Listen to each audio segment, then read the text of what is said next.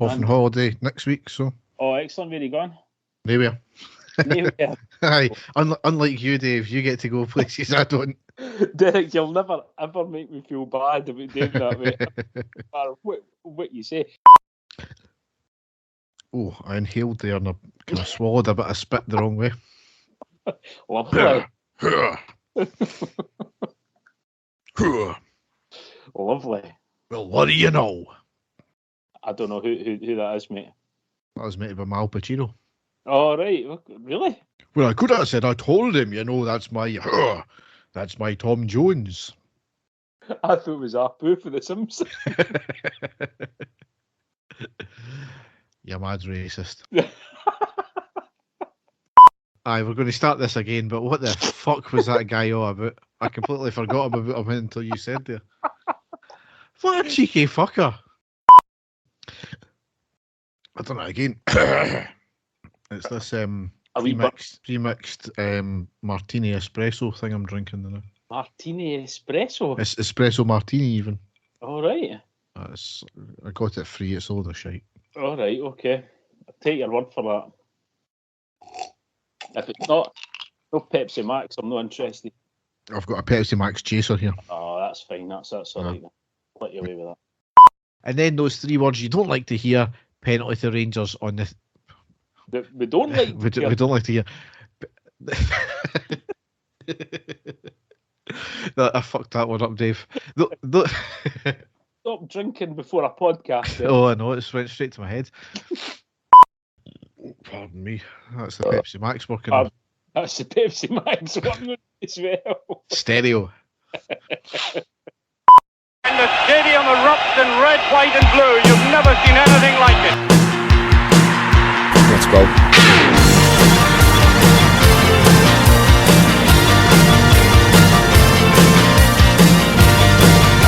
Manchester, brace yourself. Rangers are coming! Hi everyone and welcome to the next episode of the Are You Ready podcast. As ever, I'm your host Derek and with me is my co-host Dave. How are you doing, Dave? I'm very well, Derek. Looking forward to reviewing our matches and the matches that are coming up. I'm feeling good about it, mate. Yes, it's a feel-good factor just now. I don't know how many wins on the trot, but certainly unbeaten in the Beale reign, so long may it continue, and especially on Sunday. Yeah, 100%, mate, 100%. Yes, we'll get into that though. Two games to cover tonight. We've got the home win against Partick Thistle in the Scottish Cup round 5 and the 3-0 win away against Livingston. So without further ado, we'll go down the park and we'll go down on the pitch. It's been a while, Dave. We'll go down the tunnel and onto the pitch. That's it. Ray.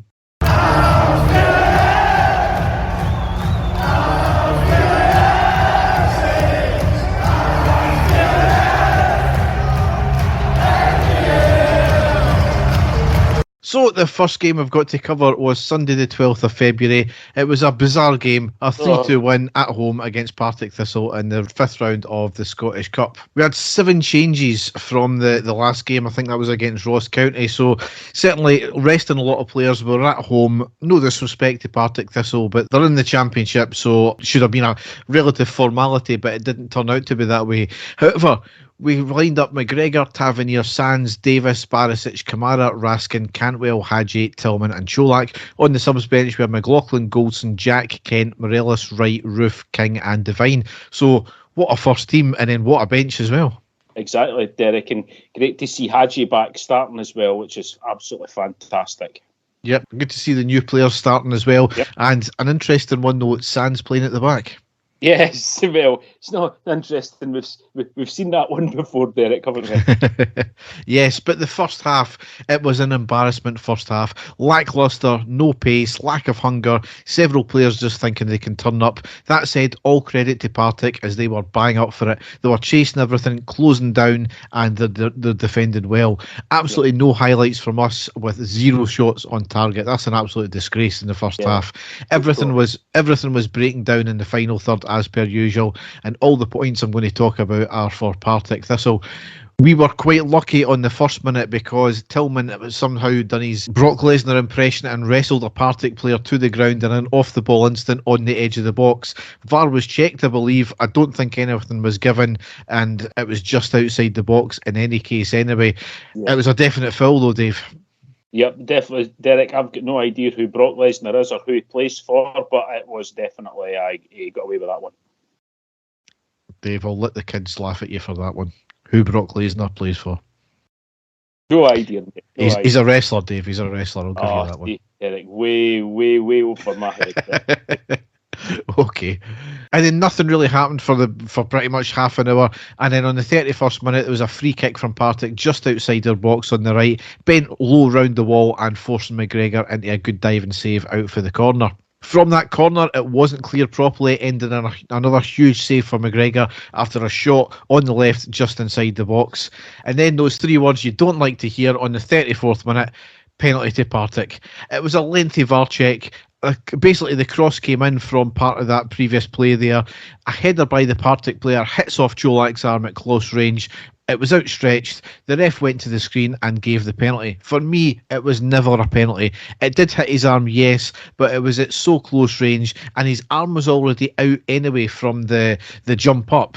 It wasn't as if it was a deliberate motion to move his hand. So, two factors there makes it, for me, not a penalty. But in these handball rules, who the hell knows these days, Dave? The VAR seemed to take so long as well, and I think, when we saw it instantly, we thought, no, there's no way that it could have moved, as you say, far too close.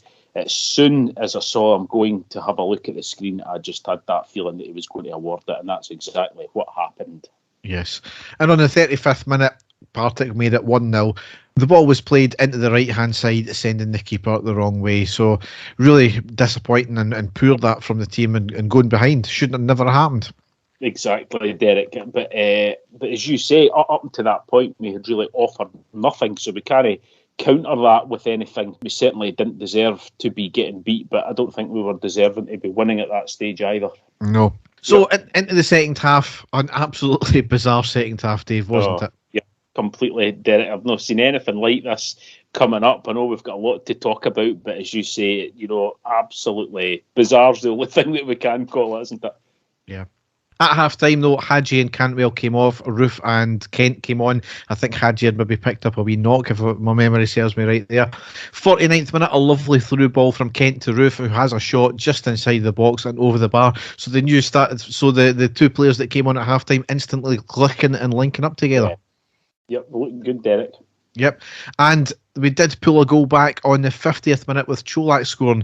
Tav on the right-hand side, passes to Raskin inside the box. His first touch was heavy, but managed to win the ball back on the right-hand side of the box. He spins a lovely cross to the back post, and Cholak, who was unmarked, a lovely header into the back of the net. A goal made from Raskin for me. Yeah, no, it definitely was, Derek. Vision, composure, and then the final ball over, pinpoint, absolutely tremendous stuff, and hopefully the sign of things to come. Yep. 52nd minute, quick break, ending in the ball being fed to Cholak, who has a first-time shot saved by the keeper and out for the corner. And then those three words you love to hear on the 63rd minute, penalty to Rangers. Tillman taken out just inside the box, and it continues in the box. The ref points straight to the spot. VAR was checked again, and the penalty was given. They didn't even have to look at the screen, I don't think, there as well. Dave, contentious decision because people were saying, well, there wasn't a foul, it was outside the box. But yes, it happened outside the box. He was actually tackled outside the box, fouled. He fell into the box and he was still getting his shirt pulled as he was going into the box. So for me, that was a penalty every day of the week. Yeah, well, as you say, it was still going on whilst he was inside the box, Derek. So it's got to be, surely. Well, you would like to think anyway, but certain fans don't think that. Yeah, I wonder who. Yes. But anyway, up steps Tavernier on the 65th minute, hits it down the middle. The keeper doesn't move and he saves it and goes out for the corner. You could say it was a bit pish poor from Tavernier, but certainly he's been putting them down the middle before. I just think it was good keeping for a change. Maybe done his homework, Derek. Who knows? But as you say, we were all disappointed that we weren't going in the lead at that point. Yep. So certainly it's been more of us in the second half, which is what we wanted to see, and it was certainly better than the first half, which wouldn't be hard. However, on the 70th minute, this is where the controversy starts, because Tillman sliding in for a challenge on the player looks as if he got his foot stood on, which is deliberate. The game played on, and we ended up kicking the ball out about 30 seconds later, deep into the Partick Thistle half. Yeah, Tillman was down at that point because of that bad challenge, Derek. So, as any other team would do if they saw their player injured, they would play the ball out, just as we did. Yes. So Tillman was getting treatment. It looked as if the referee was in communication with the other referees and or VAR, so I don't know if there was a VAR check or not. And then, all of a sudden, we scored from absolutely out of nowhere, because I think I was still typing up what had just happened because I was so outraged the fact that Tillman got his foot stood on. Yeah. But we scored, and Tillman, it was who made it 2-1. It was a throw into Partick. Their player received the ball, had a heavy touch, looked as if he was going to punt it back. There were certainly gestures up to punt it up.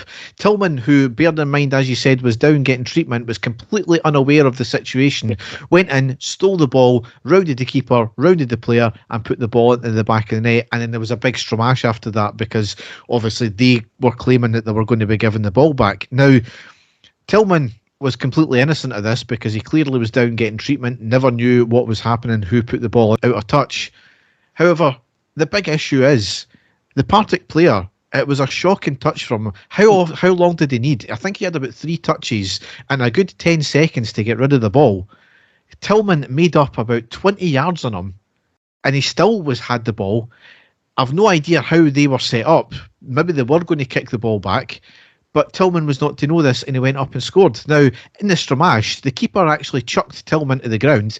Their captain was standing over Tillman in an aggressive manner, and their keeper also pushed one of our players as well. And I think in the end of it, it was one of our players to get the yellow card from it. What then transpired is there was conflag because of the issue, and Beale and Tavernier agreed, Partick Thistle, from kick-off to run up the park and score unchallenged. Well, I say unchallenged because Alan McGregor done a wee bit of playful, I'm going to take the ball off you. But it was just a bizarre set of circumstances. It all started from the fact that the referee should have sent off the player, for the Partick Thistle player, in the first place, because it was a deliberate stand on his leg. You could see from the direction of where he was going, he completely deviated his path of his jump to go into the path of Tillman to stand on his leg. Just a crazy set of circumstances. Their keeper should have been sent off as well. Or certainly should have been given a card for raising his hands, not once but twice. Dave, it was just ludicrous, wasn't it?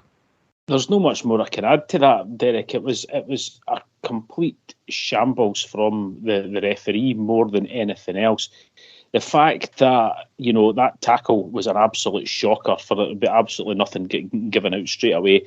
Tillman wasn't facing the play because he'd just been absolutely clobbered and was getting treatment, or, he was out of the game. But then for Partick to throw the ball back to their defender, who took a touch, made a backside hit, took another touch, didn't really get the ball under control then either. For Tillman to look up and see a defender taking 2 touches of a ball, no doing anything with it, what else are you going to do but run through and score? So he kept his head, he scored the goal, and then absolutely disgraceful what the Partick Thistle players done after that. And as you say, for not one of them even get cautioned for shoving Tillman completely to the ground, which is a sending off offence, absolutely nothing.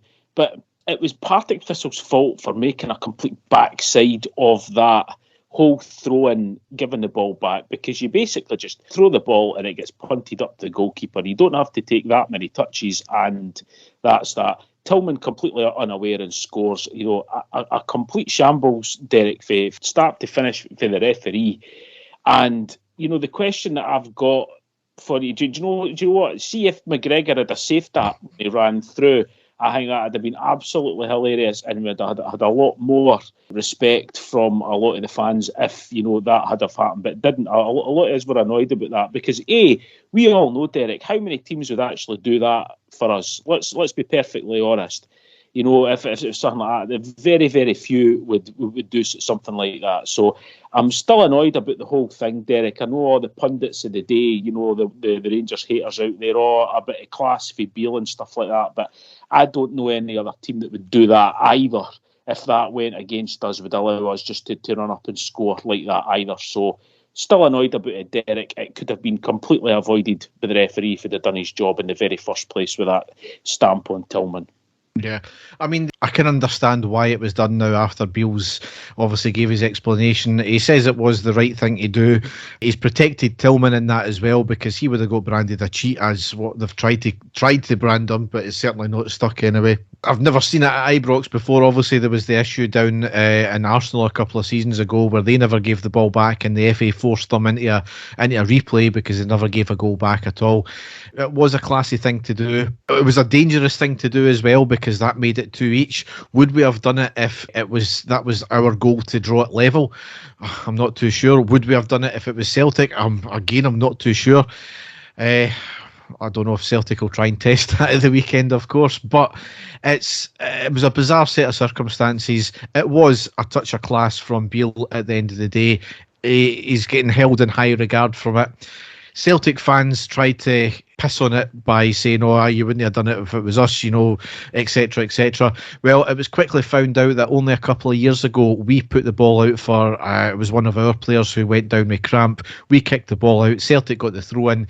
They were trailing 1-0 in injury time. They never gave the ball back, and they got a corner out of it as well, I believe. So, if Celtic fans want to get on their high horse about class or anything like that, Lint, our favourite character of lately in the social media land, he put out a video of Rangers doing it in 1992 or something like that. It was some bizarre thing, and it actually transpired that we got the throw in because Celtic kicked the ball out to get an injured player some treatment, and it was actually the Celtic team that pressed us, and we never allowed us 2 seconds to pass the ball back twice. So that was the daft thing about that. Derek, if it's the green and white mob that are on about this, they've got very, very short memories, because it was quite clearly pointed out, and I can remember it myself, when they played Wraith Rovers in the League Cup 1995, the year after that Wraith Rovers had actually beaten Celtic.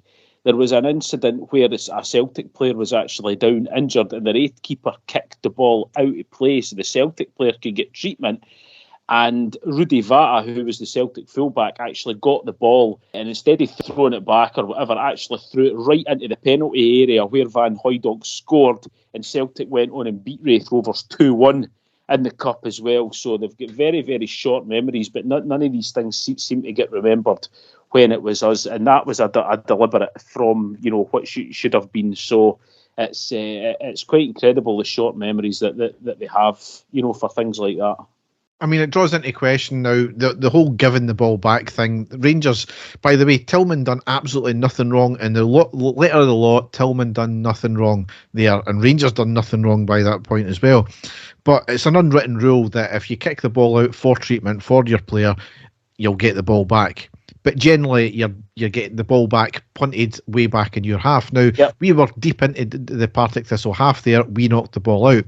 Why don't they make it either you take out that rule altogether, or you make it another unwritten rule that if you've got possession and you kick the ball out for a throw-in, they take the throw-in, but they kick the ball back out into the throw-in position at the exact same point. So it means you've got possession, basically where you left possession. It still gives the advantage to the team that's just lost the throw-in, because they're able to set up defensively rather than just out of free-flowing play. So I think that's the better way of doing it, but nothing will change, will it? No. But anyway, back into the game, 74th minute, that made it 2 each. There was 76th minute, was a corner in from the left, header and saved off the line and out for the corner. I can't remember who that was there. 76th minute, a VAR check after Sands was hauled back in the box. No penalty, should have been for me. Yep. 83rd minute, Morelos on and Cholak off. And then on the 86th minute, fortunately, he managed to make it 3-2, which we all thought was initially Sands with a bullet header, but it turned out it was an OG and off the shoulder off the Partick player from a corner. Yep. So we'll take them any which way they come. And on the 89th minute, Raskin off and Jack on. So Quite fortunate. It was by hook or by crook. It was a typical cup game. We made it a lot more difficult than we should have. The whole second half really shouldn't have happened if we just turned up in the first half, Dave. No, completely, Derek. It was a lacklustre performance. It took a couple of our regular players to come on at half time and give us a sort of wee kick up the backside to up the tempo. It still wasn't a great performance in the second half, but we did enough to win. Bizarre circumstances. To be fair to Partick, they raised their game big time players, but the main thing is that we are through. But a hell of a lot of talking points, Derek. Yes, absolutely. Now, obviously, Ian McCall was asked about what happened with giving the goal back to them, and his comments were, sometimes a touch of class has gone out a game of football. And less than half an hour after that press conference, he was duly sacked by Partick Thistle. Absolutely disgraceful. It was quite clear that it was premeditated, that he was going to get the sack regardless of the result that night. It was a disgraceful way to treat a manager. You could have at least given him the night and sacked him in the morning. Some Partick Thistle fans were in agreement with that, but some Partick Thistle fans, well, the league's been absolute shite for us this season, so, he's got training tomorrow, so, well, let's do it. It was a disgraceful way to treat a manager, especially after what had happened there. He had played bloody well against us. Yeah, I know. As you say, Derek, I think it was in they were doing it regardless of what the score was. So, it's not the best to see things like that. I realise there's Partick fans out there have been calling for him to go, but for it to be done in that way, in that manner, was a bit below the belt, wasn't it? Yeah. But anyway, through to the next round, and we'll get into that and when we've got the matches to come. But Dave, the next game we've got to cover, Saturday the 18th of February, a fairly routine 3-0 win away against Livingston in the Premiership. Yeah, it certainly was, Derek. And again, potentially, I said it when I done my post-match, potentially tricky fixture away to Livingston on the plastic pitch. The good thing, though, is it's like a mini home tie for us, isn't it? Because we get sort of three of the stands and, it's packed full Rangers supporters. So, we were hoping for a victory. Still not a convincing, Derek. I'll get into that. But so Michael Beale's starting 11 for this game was McGregor, Tavernier, Goldson, Davies, Barisic, Kamara, Raskin, Cantwell, Fashion Jr., Ryan Kent, Alfredo Morelos, and on the bench, McLaughlin, Cholak, Sands, Wright, Ruth, King, Devine, Lovelace, and Rice. So Rangers starting off, trying to spread the ball about. We knew that Livingston was going to make it very difficult, but the first sort of half chance for Rangers came on the 6th minute with a long-range shot by James Tavernier, which was just over the bar. And as we know, Tav played a huge part in this match for us. 10 minutes later, though, we thought that we had taken the lead when Fashion Sakala fired the ball into the back of the net from a tremendous low cross from Alfredo Morelos. But Derek, I think we could see that Sakala was offside at that point once we looked back. Did you have any issues with that one? No, I mean, it was certainly offside, probably about a good foot offside. It's something that, yes, both the way we're setting up now is we are going to be playing on the edge of offside and try to get the jump on players. But when we said it in the last pod, when you can clearly look along the line like he was doing, there's no excuse for being offside.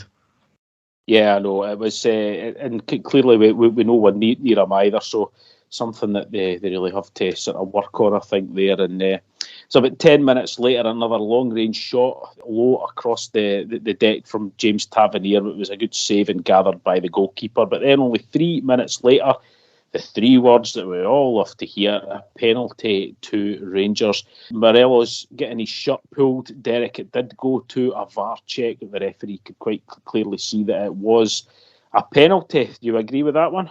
For me, absolutely, it was a penalty. It's amazing that the referee never picked it up initially. It was absolute pure stupidity from the defender, because I don't think Morelos was going to get to the ball anyway, but you clearly prevented him from even attempting to get it there. And there was a lot of commentary about the fact that, the shot pull, are you going to have to give, penalties for shot pulls all the time? Well, yes, because if they clearly stop you trying to go for the ball, then yes, it's a penalty. There's no attempt to go for the ball whatsoever there. So I think he was quite lucky not to see, a red card for that as well, technically, because there was no attempt to go for the ball. So, Yeah, I think this is the thing that Celtic fans get into their head, is the fact that they see, oh, well, we never got that, so, but Rangers are getting that. That's a conspiracy. Well, no, it doesn't mean that just because you've never got it, we've not to get it. It's fortunately in this case, the referee and VAR have done their job. Well, the VAR's done its job. And, well, Derek, and just, a minute after that, 24th minute, James Tavernier duly converts from the spot to put Rangers 1-0 up. But then only 2 minutes later, Livingston really should have pulled level, and I don't know if it was a lack of concentration at the back for Rangers or whatever, but it was a long throw from Livingston, and it was just a basic ball flicked backwards off the back of the Livy attacker's head, right to the back post, and a Livingston player steaming in and completely misses an open goal there. Derek really got away with that one. Really unlucky for Livingston, but a big warning sign for us that we really need to do better with things like that. Just wee lapses in concentration are still there, aren't they? Yeah, they are. I mean, it kind of came from nothing, didn't it? Yeah, exactly.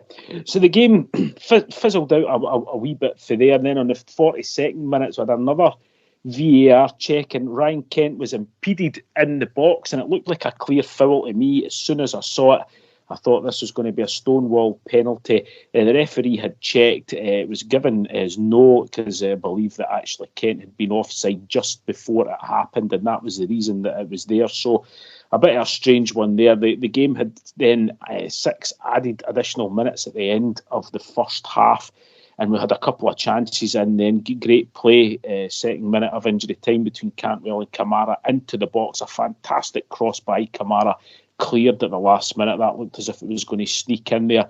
And then 4 minutes, the last minute of added on, a free kick into the box. Alfredo Morelos with a header just over the bar, and then the half-time whistle was blown, Derek. I would say we were completely dominant, not making too many chances, but apart from that one scare for Livingston, I thought we were well deserving of our lead. Yeah, absolutely. Not busting a gut pace, but we're definitely being positive. We're shooting from outside the box, knocking the ball about well. Just that final third, once again, needed a wee bit more oomph. And going back to the Kent penalty incident, now, Dave, I've sent you a still image. That's the only still image we've seen of it. Or it was rather, it's the only angle we've seen where you see the offside. Now, this is one of the problems with the linesman not flagging as soon as it's offside. He's having to wait for the player to receive the ball or actually make a touch with the ball. Nobody knew what it was about unless you were in the stadium or unless you had a view of the referee at that point. Wasn't helped with the commentators, Tom Miller and Gordon Smith. I mean, they were pretty much a joke. It's as much as I love Tom Miller and he's just a fountain of knowledge as well, he's just not keeping up to pace with the games these days, and we're just getting lots of snippets about random stuff while the game's playing on, and he's not even looking at the game half the time, I don't think. But the referee did flag for it being offside. There, as you said, there was a VAR check. Now, the one angle that was shown in Sports Scene, if you actually pause it just at the point when the ball's kicked to Kent or kicked forwards, to me, it looks in line. See if it's offside, it's by millimetres. Yeah. Millimetres. So I'm not 100% convinced it was actually offside. It certainly wasn't clear-cut like other fans were making it out to be. Exactly like you said, Derek. It wasn't made clear to us by the commentary team either, who didn't seem to know what was going on either. You sent me it, and I've had a good look, and as you say, if it was offside, it was, just and no more. The referee called it at the time, but that was a difficult one. But anyway, into the second half, 49th minute, Cantwell with a fantastic through ball to Fashion Sakala on the right-hand side of the box. He shoots, saved by the keeper, and cleared. Really unlucky there for Sakala. And then another chance for Livingston, a cross from the byline, falls for the Livy player at the back post. Not quite as clear-cut as the chance they had in the first half, but thankfully hit his shot sort of high and wide, but certainly if he'd got his shot on target, that could have caused major problems. So, still only 1-0 at that point. Derek still living dangerously, not being able to kill the game at that stage. But a minute later, we really should have killed the game because Ryan Kent was sent through 1-on-1 with the keeper, absolutely no one near him. what he did was what I actually like to see players in that position do, and that's just make their mind up and go for the shot. He tried to slide the ball underneath the keeper who ran out, but the keeper managed to get a great save and put the ball out. So still only 1-0 to Rangers, Derek, at that stage. Yeah, disappointing he couldn't bury it. Yeah, yep. Sub on the 68th minute, Fashion off and Kamar Roof on. And on the 69th minute, Roof was just on and he was played through to the edge of the box by Todd Cantwell. Fantastic ball, but he shoots low, but just past the post. Really unlucky there. But then the sort of turning point on the 77th minute, and it's when Livingston went down to 10 men, and it was Omiyonga with his second yellow card after he clipped Kamar Roof on the edge of the box. It was a clear yellow card, Derek. He had already been booked, so absolutely no complaints there for him getting sent off, was there? Oh, from some fans there were, weren't they? But it's par for the course now. Any decision that goes for us, it's tiresome, Dave. Yeah. But yeah, I mean, in credit to the player, he did try and pull out of the tackle, but he still connected. It was a foul for me. He taken him out at the edge of the box. So yep. And then the absolute standout moment of the game came from the result of that free kick, because in the 78th minute, the captain, James Tavernier, steps up and hits an absolute world-class free kick right into the postage stamp, Derek, top left corner. Absolutely sensational. He's done it against Livingston before. This one was absolute top drawer, wasn't it? Outstanding. I mean, that's the class that Tavernier can give us from a dead ball situation. Just sadly, he doesn't do it often enough like that. Yeah, no, I thought that Tav had a good game. He was certainly one of your top performers there, Derek, which is good stead for us going into the rest of the season. I think he's starting to find his form and, scoring that goal as well. Absolutely fantastic. So a minute after that, Alfredo Morelos was off and Cholak was put on. And then in the 84th minute, Rangers got the third goal, which really killed the game off there. And it was Kamar Roof who managed to get a goal. So great for him to score. There was a cross in from the left-hand side, a bit of a goal-mouth scramble. It was Barisic that put the ball in. The ball seemed to bobble about, and there was Kamar Roof just at the back post to latch onto the loose ball and fire it into the back of the net. Derek, we've said that my feelings on Kamar Roof. There is absolutely no doubting his goal-scoring talents. He just doesn't seem to be fit at all. It's very frustrating. He is not an out-and-out striker. He's a great guy to have as a link-up play to a main striker. And if he was totally fit and he'd been playing constantly for the last season, 2 seasons, who knows where we would have been. We might have had a European trophy in our cabinet if he'd have been fit. It's just the inconsistency with injuries with him, isn't it? I think, this is a big bold statement, but I think he would have had a better goal record than Morelos had he been fit. I think he's an outstanding striker. Yep, he is. He's an outstanding striker that I wouldn't play in that central position, if you know what I mean. I think he's better playing off a main striker. He's certainly a threat. But anyway, getting back into the game, Derek, 88th minute, 3 late subs for Rangers. Nothing much after that. Wright, Sands and 16-year-old Rice coming on to make his full first-team debut for Rangers, with Kamara, Raskin and Kent going off. 4 minutes of added time played at the end, and Rangers going out 3-0 victors, at a potentially tricky ground. Absolutely delighted with the result, Derek. Without a shadow of a doubt, the free kick being the world-class point of the game. Still a few scares, or still patches in the game where we weren't really doing anything, but at the end of the day, we controlled the game and we got the goals and the 3 points at the end of the day, and that's really all we can ask for, isn't it? Absolutely. However, we did pick up another injury, it seems, because Roof's going to be out potentially for the weekend as well. So, that's going back to him being injured. But yeah, delighted with the 3 points. Not a vintage performance.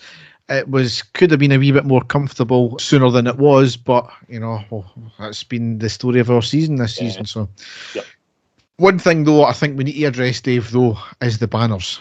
At the start of the game, there were red, white, and blue flags brought in. Absolutely brilliant. There was a big banner as well, which was great at the start of the game. As you said, Dave, it's more like a home game for us, this fixture, because they give us the 3 stands. And then at the start of kick-off, now I missed it, but I've seen it back on Twitter, there was a banner saying 2 trophies in 11 years, uphold the standards that matters. Now, it's no coincidence that Beale was in the media talking about standards on the back of the goal we gave Partick, and obviously it may have cost us the game if the game never transpired the way it did. Now, there's 4 points on that banner. Who was it aimed at? Because it's ambiguous at best. It appears to me that it was aimed at Beale, but it may have been at the board. The second point here is the timing. Why say it? We've got another one must-win game against Livingston. We're in a cup final the following week. It helps absolutely nobody. We've had a rebuild from scratch, not once but twice since being back in the Premiership. And this is only the 4th time we've been able to genuinely compete. And the 4th point is, if it was that easy to win trophies, we would have won every trophy every single year. Yes, arguably, we should have had a cup or 2 more since being back. But poor performances in one-off cup games happen. That's why it's not us v them in the final every single year. And then to top it off, they had a banner about Sturgeon in the second half as it kicked off. You know, the banner was correct in what it said, but what the fuck has that got to do with football and Rangers? Absolutely fuck all. Now, the Union Bears can do some great things sometimes. The start of the game with the red, white and blue flags, all their tifos and all that. But sometimes I think they get too far wrapped up in their own self-importance with nonsense like this. I mean, if they really want to go down the route of standards that they're talking about, who was it who got the stadium partially shut down for a couple of European games? I mean, it's petulance like that is the reason why safe standing hasn't been put further ahead in the priorities list for Rangers. It's the reason why they keep putting it off and putting it off. So if they want to talk about standards, maybe look at that and stop with the stupid self-important banners. Derek, we've spoken about the Union Bears loads of times. I'm a huge fan of what the Union Bears do, the atmosphere that they bring, they know that the whole experience is certainly what it is required. Some of the tifo that they've done has been absolutely world class. I'm a huge fan of them.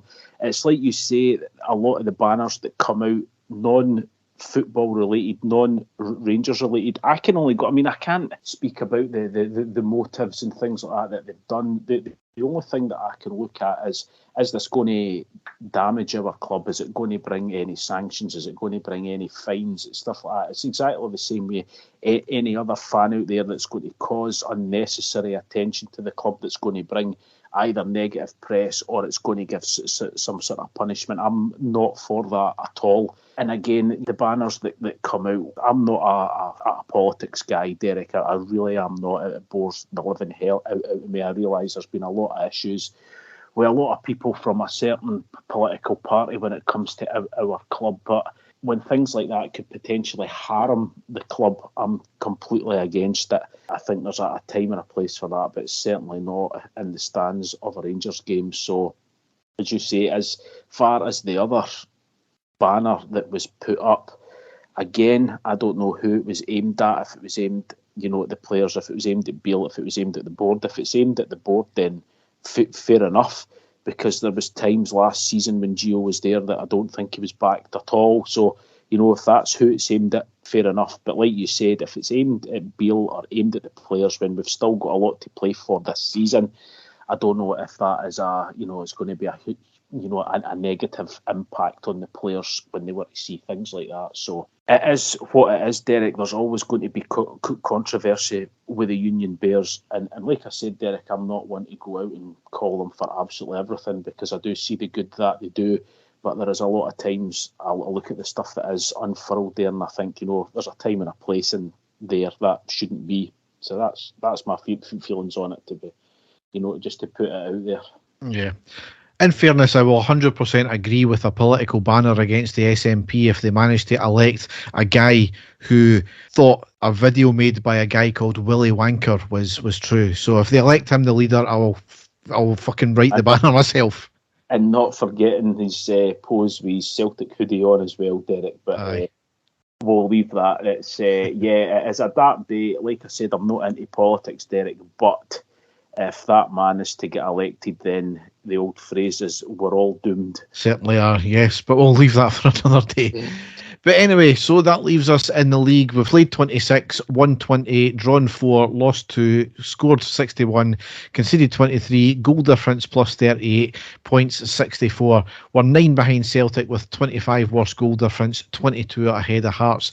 Now, see if you actually look at that when you think about it, we've only drawn 4 games and lost 2 games.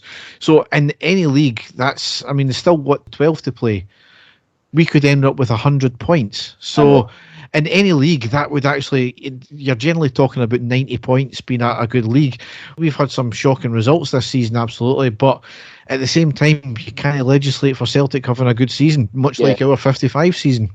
Exactly, Derek. I don't like to give them praise, and I never will, but as you say, it's unprecedented when we can go through and on the form that we have, but they have, exactly the same, as us. They're on an incredible unbeaten run also. We certainly had our chance in that last Old Firm game at Ibrox to win. It didn't happen. That's their own fault for, letting them score at the end. But, taking that away, Michael Beale's came in, he's transformed the team. We can see the slow progress that he's making with the team, and we're still been able to go out and win all these games. So it's looking great, Derek. It's just the only dull point is that we're still second in the league. Yeah, absolutely. But anyway, the games to come, obviously the game on Sunday, that is the 26th of February, is at Hampden against Celtic in the League Cup final. That's a 3 o'clock kickoff. So one of us have got to win either way. I'm feeling confident about it. I think based on the last performance as well, we had probably about 60 minutes out of the 90. We were the much better team, and even then, the 30 minutes they had, I would have said, were not anything to write home about. So we'll just need to see what team turns up.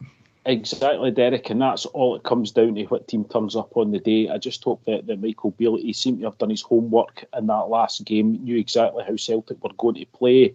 We knew how to nullify them for huge parts of the game, and us being the dominant team. So I just hope it continues like that. I think a lot of it will come down to what players are injured and who's fit. We've already got a few more players out. Our injury list is still absolutely horrific, Derek. Even although we've managed to bring players in, it's still, when you see the amount of players who are still out injured, it's quite incredible. So again, that's another plus point, the fact that we've still been able to win all of these games under Michael Beale with so many players out injured. But as you say, it just comes down to who turns up on the day, and we've just got to hope that it's us. I certainly know that the other half of the city are supremely confident, which I think is good for us, because we will be the underdogs there. But no, we're just have to go out and win it, Derek. End of, that's it. Yeah.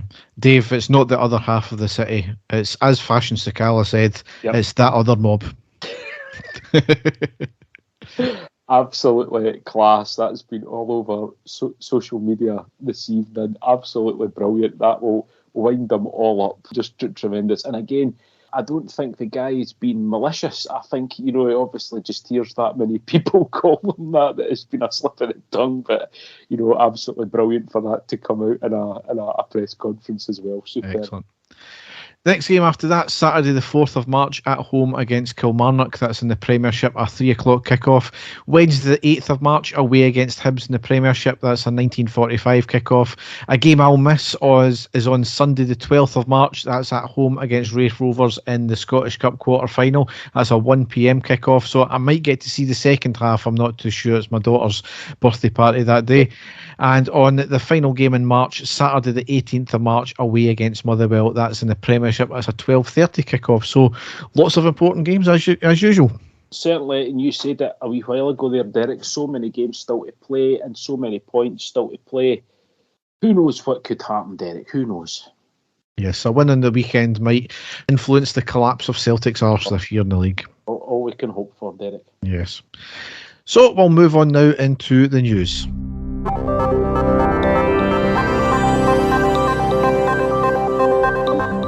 So lots of bits and pieces to cover as always, and we'll start right at the top. Rangers had the gala dinner for the official opening of the new Edmiston House, and they tied in the 3 new inductees into the Hall of Fame. Bizarrely, they're all still playing for us just now as well. Nobody can argue with McGregor and Davis getting it. Both have been absolutely tremendous servants for us. The record speaks for itself, and I can understand why they were inducted just now, as they're likely to leave at the end of the season once their deals expire. obviously the last one was Tavernier. Now, I absolutely disagree with the timing of it. He's still playing for us. He's multiple years left on his contract, but his addition was met with comments such as, "It's the darkest night in the history of our club." No, that's just fuck off. Stupid thing. As you say, Derek, just a strange one. I feel, as you know, Derek, I'm a huge fan of the NFL in America, and they have their Hall of Fame, but it is always guys who retire, and if they've been an outstanding player, they've got a chance to go in the Hall of Fame, which is a huge honour there. Certainly for us, I would be expecting it to be players who, had retired or just retired. And as you quite rightly said, it probably will be Davies and McGregor's last year for Rangers. So, it was good to get them in. Tav will definitely have got in regardless, I think, just going by where he came from and bringing us up and winning the league and getting to the final of the European Cup, being the captain and scoring all these goals. But just a bit bizarre, the timing of it, considering that, he could still be playing in another sort of 5 years and potentially could be away from Rangers and playing against us. Who knows? Anything can happen in football, So, a bit of a strange one. I don't grudge the guy at all. He's been outstanding since we've brought him in. That's, it's a story and a half, that one, but just a bit strange in with the timings, isn't it? Yeah, I mean, both of us have been critics of his defending, I think quite rightly so, and his captaincy as well. But how can you argue with, as you've mentioned here, his appearances? He'll have been with us for over 10 years by the time his contract finishes. He's eligible for a testimonial. Nobody has a testimonial these days, do they? His goals speak for themselves. 95 goals, I think. 50 of them are penalties. You still need to score them. But that's 45 other goals he's scored from not penalties. Yeah. His assists, he's captained us to the hugely significant 55. Bearing in mind, I hate when people say we stopped at 10. No, we got 55. We never stopped at 10. The European Golden Boot winner as a right back. He's the first defender since Ronald Koeman to get that as well. And plus as well, no English player has ever won the European Golden Boot. That's including Kane, Wayne Rooney, the likes of that. He captained us to a European final within a Bohira winning it. He meets every single criteria that the Hall of Fame, bar the international caps, which is a joke in itself because he should have been capped by now. You can disagree with him getting inducted if you want, that's your right to do, but some folk were getting so worked up about it, then you really need to question, where your priorities lie if you're getting this worked up over a Hall of Fame. I don't see what other criteria that you could have, Derek, that he's not got as a Rangers player to be classed as one of the greats. But as I say, the only thing that I can't get my head around is the fact that he's still a young man and still playing and still at his prime, that he could be playing for many years to come. So that's the only part of the whole thing that I can't get round my head. But regardless, congratulations to him. He's been a fantastic captain and an absolutely incredible career, and I just hope he goes on to lift many more trophies because he certainly deserves it after what he and the club have been through in the last 10 years. Yes. Next thing here, Man City have been hit with FA charges relating to finances which could result in multiple sanctions, including expulsion from the league, which, let's be honest, nothing's going to really happen properly, is it? It's the FA this time, so they might have actually a wee bit more backbone than UEFA. Richard Keys did ask on Twitter if it was as serious, if not more so, than the Rangers relegation. So I put a cheeky comment there about Celtic fans. I'll no doubt be telling them the facts, which they'd already started doing by the time I'd put that wee tweet on there. Met with the usual barrage of pish from Celtic fans about Deed Club, 11 years old, Sevco, etc. It's actually hilarious that 11 years later they still shout the same pish despite being proven wrong by every court, every academic, every governing body. They think that if they shout long and hard enough about something, that if somebody will believe them. But anyway, Man City, soulless club, hope they get the book thrown at them. Well, Derek, I know that you've been up to mischief because, we both have access to our Twitter account, and when I go to my bed at night and I wake up in the morning to about 800 notifications, I know that you've been on either winding somebody up or pissing somebody off, and all I say to myself is, what has he done now? And to be honest with you, some of the replies that we got were quite laughable. So thanks for that anyway, Derek, because I had to go in and, delete a lot of the storage on my phone and stuff like that. I mean, I like the reply this boy sent me the day in relation to a tweet I put about them winning the offside League Cup final a few years ago, and his reply was, "Wedge it up your Nat King, you fucking zombie." An intellectual then, Derek. Yes. So my retort was, "You seem very angry, sir. Not good for your health. Maybe chill out a bit." And his reply was, "Your arse." He seems a wee bit preoccupied with my arse, a bit concerned, and each to his own, but not for me. Admit it, Derek, you've met him on a dark night, eh? Not a chance.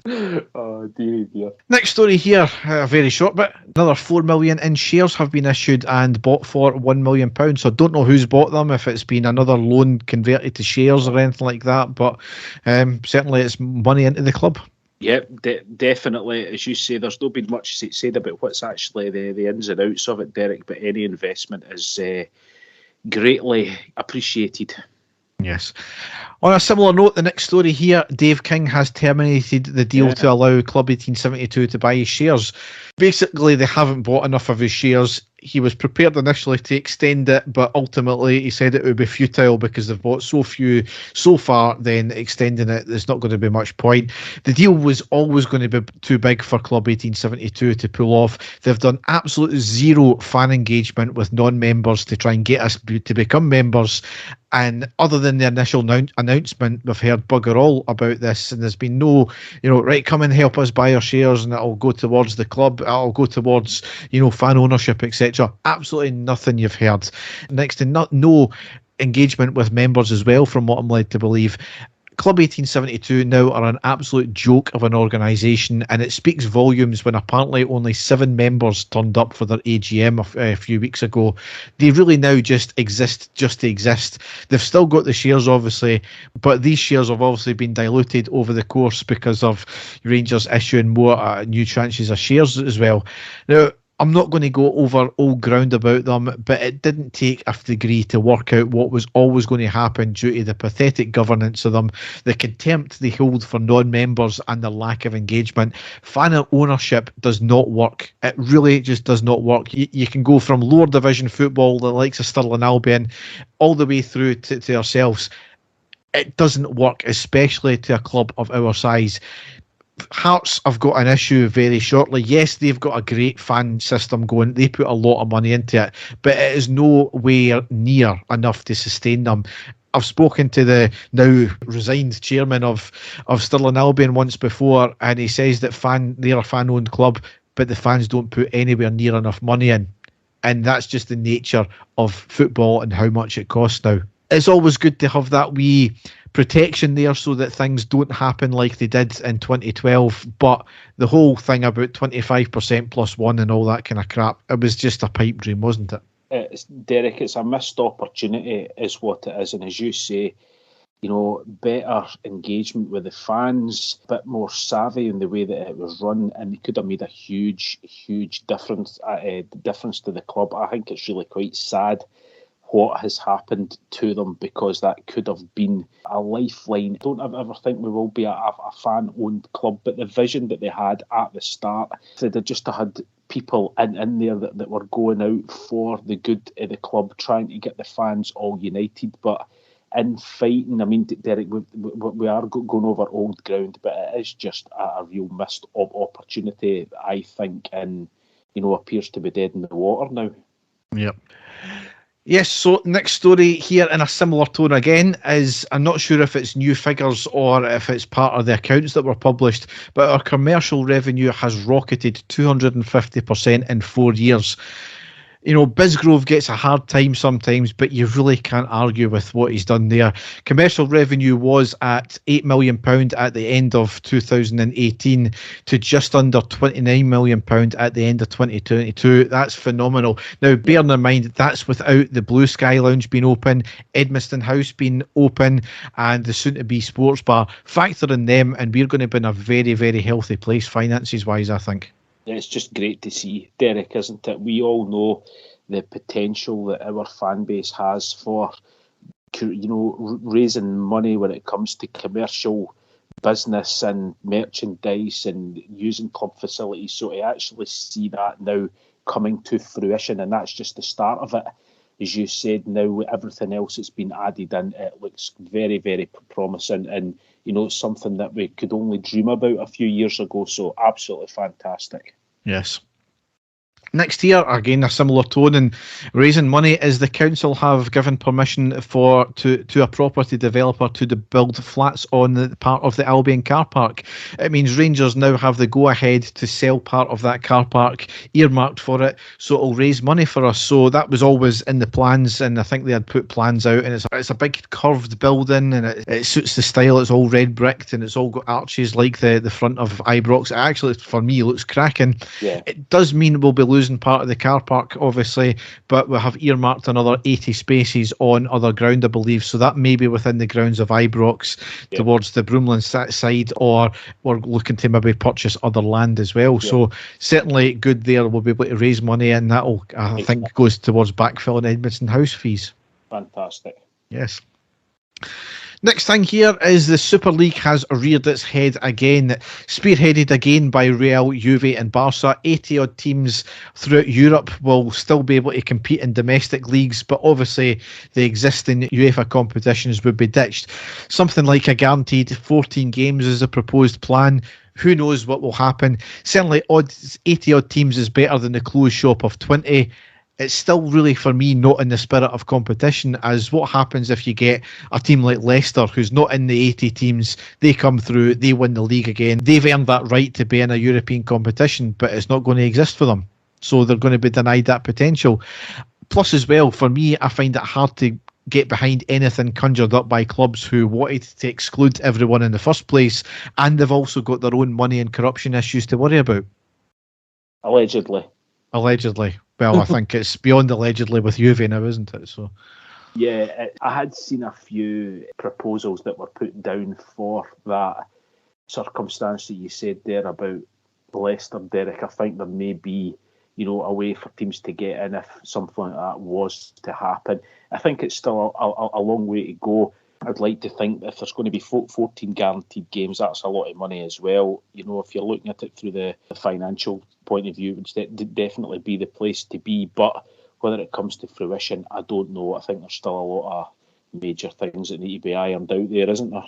Yeah, I mean, it's one of these things that, because UEFA have now, from next season, are going to be closing the drop down from the third place into the UEFA Cup, and then the UEFA Cup third place into the Conference League. You look at the setup of how the leagues get their teams, it's going to be bloody difficult to win a UEFA Cup now for Rangers or Celtic. So, then you're looking at the conference. So because of that it's still a closed shop. So what's the UEFA's thing? Are they going to then expand the Champions League even more, then expand the UEFA? It's just going to cause chaos all over. I mean, it's by no means perfect now, but they need to go to some sort of better model than what they've got. There's got to be counter proposals by UEFA, surely, if that comes out, and it looks as if the Super League is going to be the favourable one out of the two of them. So they've got to, as you say, come out with a better model that's going to involve a lot more clubs and share of the wealth more than it is at the moment. Yeah. But anyway, that'll be a long and winded one, and no doubt legal challenges and all that kind of thing. And the last piece of news I've got here is Ian Durrant has become the assistant coach at Kilwinning Rangers. So good to see him back in kind of assistant management role, and good luck to him. Good luck, yeah, definitely. So, man who damaged private parts during romp needed rushed to hospital by helicopter. Right, on you go. A Romeo who damaged his private parts in a romp had to be airlifted to hospital by chopper. That's quite ironic there. The man, 23, was forced to seek medical help after a freak injury picked up during a steamy sex session left him in agony. He was advised to go to his local A&E at Caithness General in Wick, where medics feared he needed an emergency op. They scrambled a Coast Guard helicopter to get him to Regmore Hospital in Inverness. But the next day, it emerged that his issue, a twisted testicle, had sorted itself without having to go under the knife. Explaining his drama on social media, he told Pal, "Why would you go on social media?" You and the missus do the deed too rough and it ends up you having to be flown to hospital. Not what we had in mind. The most painful experience of my life. 1 second we were having a great time and the next I'm in agony. The red-faced lover revealed he had suffered an excruciating condition called testicular torsion. Unable to cope with the pain, he dialed 999. Call handlers then directed him to 111 NHS helpline where he was assessed over the phone and they advised him to rush to the nearest hospital. So that says everything all. So he's dialed 999, who've told him it's not an emergency to phone NHS 24, who've then told him, yeah, you need a fucking chopper. That just fucking sums NHS up now, doesn't it? Once he got the all clear, the relieved bloke said, once I knew I didn't need surgery, I found it hilarious. I was extremely lucky. Doctor said it would likely need surgery. They kept me in overnight, then a specialist said it untwisted itself. He then joked he'd left his girlfriend a note saying, same time next week. I don't know about that, Derek. Tear in my eye thinking about that, I tell you. That's giving me a pain in other places as well, but... So on that note, we will end the podcast. So as ever, if you want to check us out, you can go to our usual places, which is Twitter, Facebook and YouTube. So Dave, massively important game on at the weekend. We will hopefully be back next week with a pod from iReady Towers, but we'll get you back with a post-match pod before that anyway, after the game. Hopefully a very positive one. Yes, here's hoping, Derek. Like we said, I just hope that we turn up, get our tactics spot on, hopefully get some players fit on the field, that we're really counting on. And so we just have to wait and see what happens, Derek, and cheer our team on. That's all we can do. Yes. So all that's left to say is thanks for listening and goodbye. Take care, folks. Bye-bye. And the stadium erupts in red, white and blue. You've never seen anything like it. Let's go.